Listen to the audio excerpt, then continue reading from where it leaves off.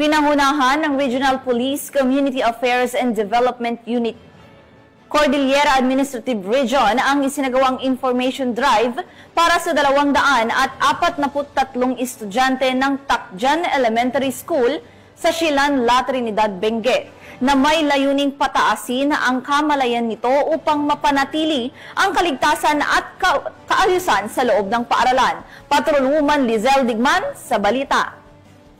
Tagumpay na nagsagawa ng isang information drive ang mga tauhan ng Regional Police Community Affairs and Development Unit, Cordillera Administrative Region sa Tacjan Elementary School at Trinidad, Benguet nito lamang ika-14 ng Hulyo taong kasalukuyan. Ang nasabing aktibidad ay naging matagumpay sa pangunguna ni Police Lieutenant Colonel Denver Adonis Alidao, OIC ng nasabing unit, katuwang ang mga supportive teachers ng nasabing paaralan. Tampok sa aktibidad ang interactive lectures sa mga paksa tulad ng Why We Must Respect Laws and Authorities, Road Safety and Traffic Rules, Anti-Bullying, Crime Prevention Tips at Emergency Contact Information and Procedures and Proper Reporting for Quick Police Response na aktibo namang nilahukan ng 243 na mag-aaral mula sa ika-4 hanggang sa ika-6 na baitang. Gayon din na mahagi rin ang grupo ng IEC materials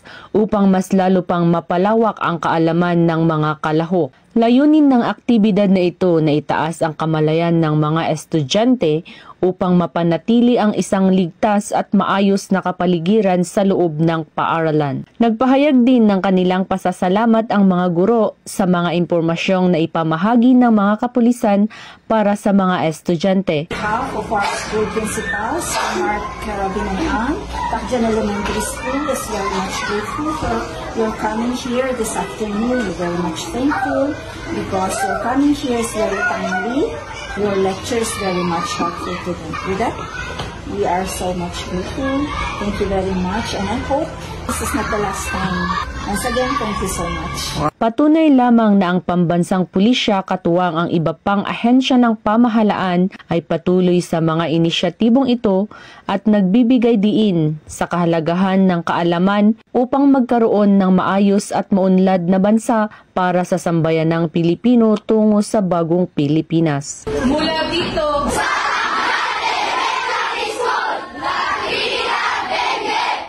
ang inyong PNN correspondent, Patrolwoman Digman, alagad ng batas, tagataguyod ng Balitang Pulis.